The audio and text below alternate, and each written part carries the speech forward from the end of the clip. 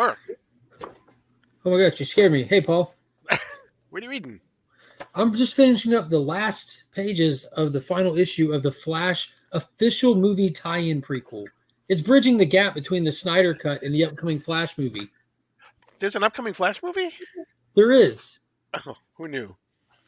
I did, thanks to this comic. Exactly. Right. And we're going to talk all about that right after this.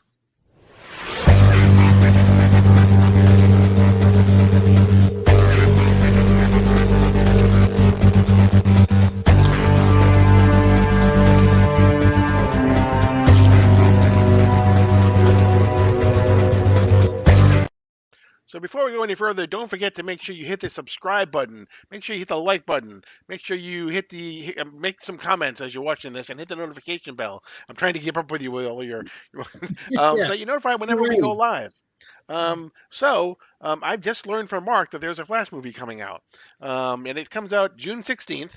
And there has been a trio of comics that have come out that have kind of bridging the gap from what I guess would be the Justice League and the Flash movie, basically. I do want to say, just because I am that guy, Zack Snyder's Justice League in Correct. this movie. Correct. I am. Correct. I'm sorry. I know, but No, I no, am that guy. I'm that guy. no, no, that's fine. That's fair. Um, because obviously it seems he'll be, it's second movie with him pretty much in it. They're usually in a different place. Obviously, they usually have more knowledge, all that type of thing. So this really does, in a lot of ways, hits I think a lot of the beats. To really truly bridge that gap. It's not something that is just kind of there thrown away.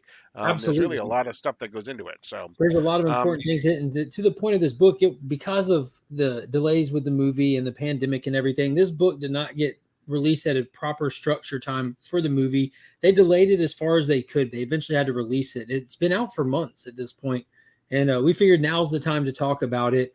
And in case you missed it, as Paul just showed you, it is available in trade paperback form. So you can hit up your LCSs and check to see if you can find it there, because it is worth the read. And we're not going to dive deep on this like we would with the DC deep dive and just give you the whole details of the story. So it'll still be worth your read, but we are going to be touching on the important key points that really evolve the character from when we last see him in Zack Snyder's Justice League to the Flash that we see at the start of the film, because it is going to be two separate characters. Correct. Now, all three issues are written by Kenny Porter, but there's a different artist for each issue. Kenny Porter, for those of you who don't know, he's currently writing the Superboy series as part of the Dawn of DC, so doing a phenomenal job with that. But like I Yeah, said, he hit my radar real quick. there are three different artists, three very different art styles throughout the three different issues as well. So we may touch on that briefly, but it's really kind of less a point as opposed to the writing is really the more important part of all of this whole thing and involving the character, like you said. So why don't you go ahead? Yeah, so the first book, it opens up in Central City, and we see Barry Allen operating as the Flash down by the docks, busting up some illegal operations, and he's rocking the suit that we last saw him in back in Zack Snyder's Justice League, the little appearance in the Suicide Squad, all that stuff. And we quickly learns when he faces his first real villain, because this is him stepping out, trying to do the solo superhero thing, and people are starting to get used to him being there. So they're already taking those extreme measures to try to protect their investments. And we get introduced to Girder, who's a reoccurring villain in the DC universe. He's basically the Thing, but he's made out of metal instead of rock, more or less. And so now that there's somebody that's hard as rock to punch, like Girder, we get to the first issue this character will have. As we saw in Justice League, he's never hit anybody or fought before. He's only pushed some people, and that's where we find him here, having to throw hands for the first time because pushing doesn't cut it. And as soon as he does, he breaks 4 fingers. He destroys his suit trying to do it, and he ran into his first major problem. He cannot operate like this. He has to figure something out. He has to learn something new. Right, and so he goes to the person that he has become closest with outside of Cyborg, because they become close in Zack Snyder's Justice League. But the person that has kind of helped him develop the most, and that is, of course, Batman and Bruce Wayne. And so he goes to he goes to the Batcave and I can't think of Alfred, Jeremy Irons.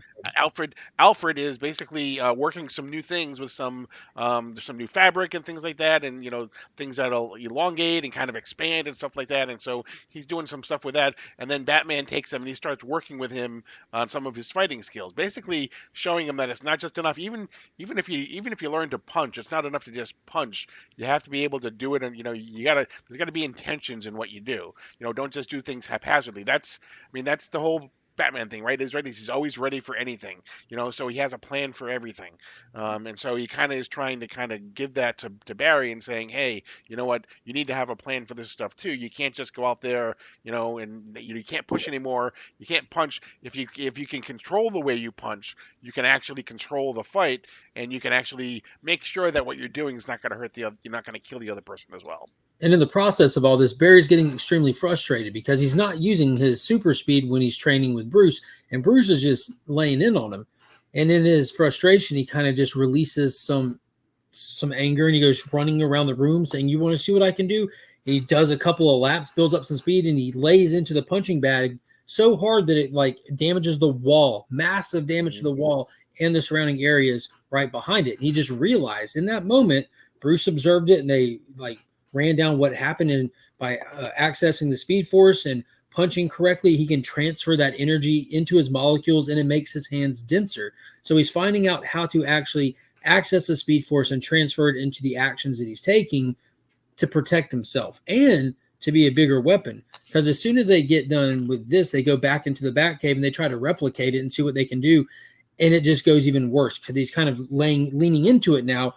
And when he does it, the surrounding damage actually destroys the Batmobile. The Batmobile that we've seen Ben Affleck rocking all through the Snyder universe, that they mentioned it was already beaten up pretty bad, but now it's destroyed. So now that we found that out, I highly doubt we'll see it at all in the film. We already know from the trailer we see numerous items from Ben Affleck's Batman, and none of them were the Batmobile. So if you don't see it, that's why. Right. Right. And to your point, through his training and everything, now he's come to learn exactly how much power he has, and so now he's afraid to use that power when he goes out to fight crime. And so it's him coming to terms with the power that he has, being able to control it, and being able to make sure that he controls it in a way so that excuse me, so that the people that he's fighting and the surroundings, are not damaged as well. Yeah, which is pretty bad that he's come to that conclusion because Girder's out there wreaking havoc, trying to draw the Flash out. And it's one of those situations where Batman seems like he's trying to throw him into the water, sink or swim kind of thing. He's kind of forced to go face it. And he gets out, and he does. He goes out there to face Girder. His suit's looking torn up and destroyed from multiple times of using this ability that he just learned. It's just his suit's taking a beating through this whole thing, from his hands, the gloves getting destroyed, to the explosive punch that he has. And he gets out there fighting Girder, and he finally doesn't really know what to do. He's kind of given up on himself in that moment. Batman shows up and he gives him his first gift, Which is the ring. And with the ring, there is you've seen it in the trailer, but it opens up obviously, and from the ring expands his suit, and so he puts the suit on, and we see him in his new suit in the first issue as well. So that's one of the transitions that we see as well. Um, Kind of a lackluster appearance of the new suit for me. I thought they could have done a lot better with the art and things like that to make sure they really kind of stood out and we got a much better look at it. But now we see the new suit with all the enhancements that Alfred and Bruce and everything have been doing with it. And so he goes then and he finally is able to, and there it is. Hold on a second. Let me. I can make you and it's not a great representation of it. It has too much artist liberties for something that's the official adaptation, because it has like the collar on it and stuff that is not going to be present on the suit in the film. But the second issue kind of knocks it out of the park with the art. Right. And so he ends up defeating Girder, and he ends up, really kind of coming into his own. Obviously, Bruce is, he thanks Bruce for everything that he's done, but he's finally able to control his powers to a greater extent, and how he uses them, and he has a new suit and everything. So that's kind of what the first issue does. It kind of transitions him to his new suit and starts him on his journey of being able to, do more with his powers. Yeah, he finds a little bit of confidence. He gets a little upgrade with the suit, and like to the point of the ring, that's completely comic accurate. That was very important for the fans. Like I'm obviously, I'm sure Paul feels the same way I do. That needs to be there. Like what, how weird it seems, how gimmicky it seems, how comic booky it is. None of that matters. That has to be associated with the character, and it just makes sense that in this universe that we have Alfred sitting there working on all that and everything. I think that's a great touch to have brought that into it. Yeah, I mean, if you read Barry Allen at all from 1956 through until issue 350 of the Flash, you must have seen 300 times where you saw the costume come out of his ring. You know, it was in almost every single issue. So And I think that plays a big thing with the texture of it, the way that it looks, the design, the style of it, and everything. So I'm seeing all this coming together. right, It looks right. It looks right, and it really comes together in this second issue, especially the interior art. Like this was so gorgeous of a comic. right, exactly. Whereas the first issue it was a little bit too anime-esque for me in a lot of Mhm. ways. The second and third issues were much better, and in issue number two, we end up seeing him fight Tar Pit.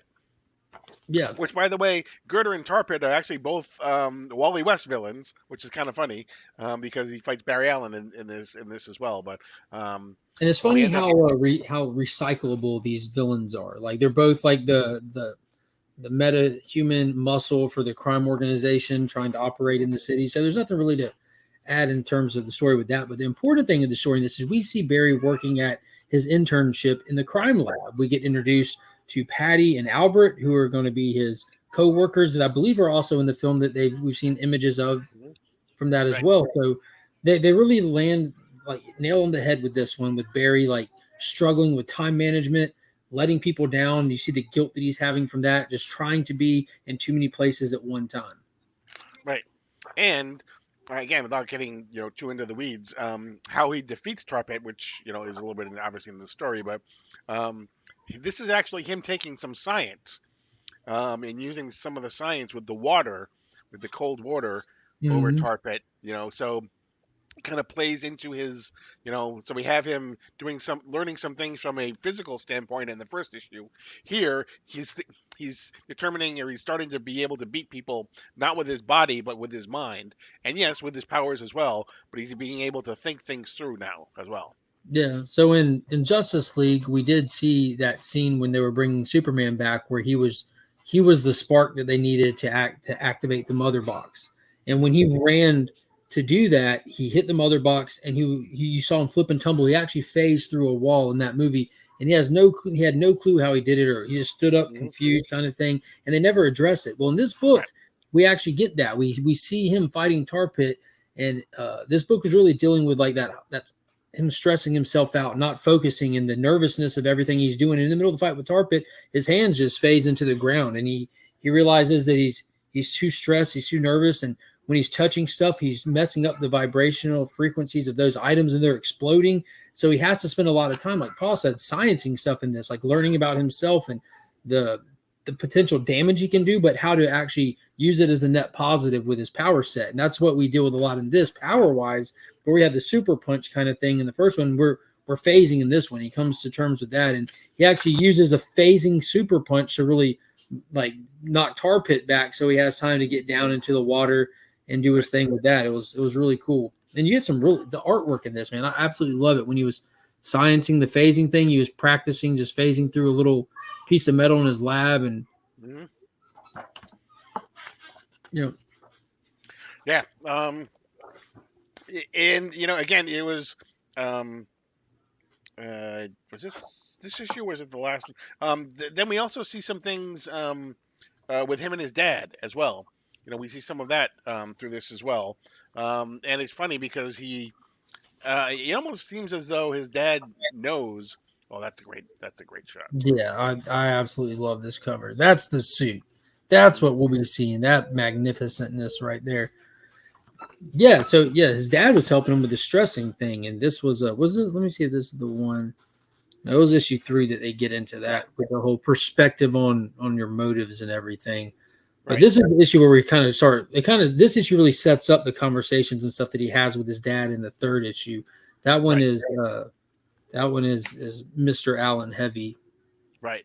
And so by the end of the second issue, he's now with his job because he actually gets kicked off the internship that he has with Dr. Singh through this issue, but he's able to come back and he's once again reinstated by the end of the issue, and he actually has now he seems to be um, on top of his work as well because he's done all these files.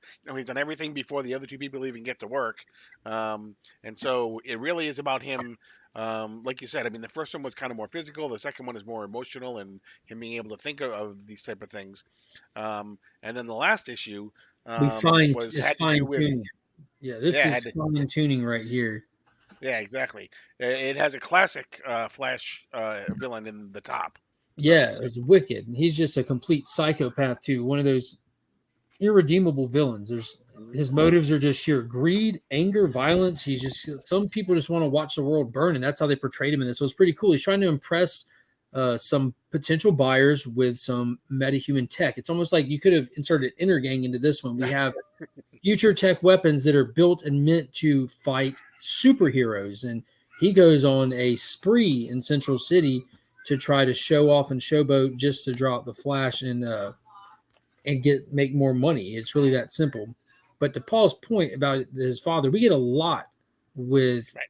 his dad in this one, with him sitting there talking to him about how he doesn't really know what to do and how he's kind of like second guessing himself, and he's really excited about his job and getting in there because he wants to get his dad out there. And there's this moment that really stood out to me where he tells his dad said, "Well, don't get your hopes too far up because a lot of people with more training have looked at my case and I'm still here, bud. I don't want you to get upset." He's like, "Well, that's why I got into this profession. I got into it to help others." And his dad points out, like, was it to help others or Hmm. is it to help yourself because you want me out of here? You need to step Right. back and look at why you're really doing what you're doing, like those deeper motives behind our actions. And that stuck out to me. I'm like, yeah, like why are you doing what you're doing?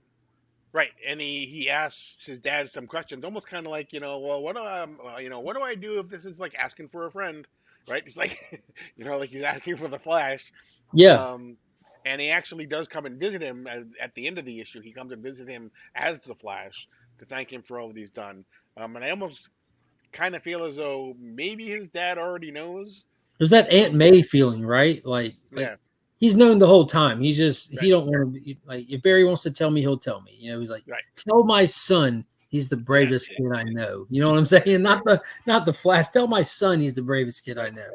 right. Yeah. So Um, this final issue is really pretty much just an action packed mhm, smorgasbord. It was sent off in a huge way, big stakes. So I don't want to spoil the story like that for everybody. But just know that again, we get an upgraded power set. He starts using the what are they called? After images. The yep, Flash exactly. goes. He learns how to Because use those in this if one. we see those in one of the clips, in one of the clips in the trailer, if they leave it in, we see some of the like multiple flashes that you can see in the background of Hmm. one of the things. So, um, yeah, definitely using that image effect was something that he really used to great effect. Yeah. So this was overall just such a fantastic action pack. Like even if you don't have any intention of seeing the movie, even if the Flash movie isn't your jam, DC movies aren't for you, or you feel any type of way about going to see it, this comic itself is still a great Flash story between the three issues. Right. It's just good. Kenny Porter, Yeah. man, he just really hit my map. I didn't look at who wrote these when they first came out when we read them, but after that Superboy book, and I was like, why is this so good? Wait a minute, I expected this to be okay, but I'm like, why is this is strangely good? And then I went back and flipped through these again. I'm like, wait a minute, this is that same guy. Yeah, Yep. Kenny Porter. Right. I would expect that we probably will be seeing the name Kenny Porter much more often. Yeah, So yeah, he's doing some good work. right. To your point, either way, whether you're looking as to to try to bridge something between Zack Snyder's Justice League and the new Flash movie, or you're just looking for three good Flash stories that have character development and forward movement and things like that, you really can't go wrong. From an art standpoint, the first issue I could take it or leave it, but the second and third one are really solid. So Yeah. overall, definitely worth it, and it's it's only like $15 collected too, so that's less than the or. probably pretty close to what you'd pay if you bought every issue. So, Yeah, they're six um, bucks a piece. They are oversized books. You get a right. lot of stories. And if you're one of those people that enjoy these kind of things, I love the movie tie-ins for stuff. It Hmm. gets you hyped, to get you in the zone. There's always it's kind of like comic tie-ins. You never lose anything by reading them, but you Right. gain so much by doing it. And they did the same Exactly. thing with Black Adam. So there's 4 of those out there too. If you're interested, uh, Yep. any of the viewers out there, check those out as well. Absolutely. So yeah. So go see the movie. The 16th of June, I'm going to be there first thing in the morning, waiting for the movie theater to open up. Um, but that's going to do it for this kind of like a special edition type thing of DC Deep Dive. Mhm. Um, don't forget again. Make sure you subscribe. Make sure you hit the comment. Make sure you hit the like. Make sure you hit the notification bell. Make sure if you're not, I can't imagine you'd be subscribed to me, but not Mark. But if you're not subscribed to Mark, make sure you subscribe to Legion of Comics as well. But that's going to do it. I am Paul. He is Is Mark. Mark, but we are Legion. And you are now leaving Sector 2815. Bye.